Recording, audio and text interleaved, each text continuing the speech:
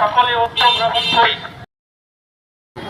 বাংলাদেশ জামায়াত ইসলামী তানোর উপজেলা মেধায় মাদকের কালো ছায়া আমাদের যুবকদের কান্ট্রিতে যে কালচার, যে সভ্যতা, যে সংস্কৃতি হওয়া দরকার তার একান্তই প্রয়োগ করতে হবে। শুধুমাত্র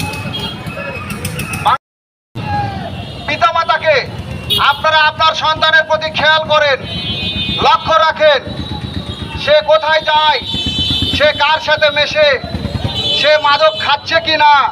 সে যদি আজকে একটা সিগারেট খায়, দেখবেন আগামীতে বড় ধরনের নেশার সাথে জড়িত হয়ে যাচ্ছে।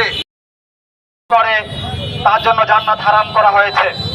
অথচ মুসলিম প্রধান দেশে মাদককে যারা বলেছিল ক্ষমতা যাওয়ার আগে আমরা মদিনা সনদে বিশ্বাস করি, মদিনা সনদ দিয়ে রাষ্ট্র চালাবো, সেই সরকারকে দেখলাম তারা রাষ্ট্রীয়ভাবে সংসদে এ মাদককে নিষিদ্ধ না করে সেখানে ভ্যাট বসিয়েছে। ঠিক কিনা?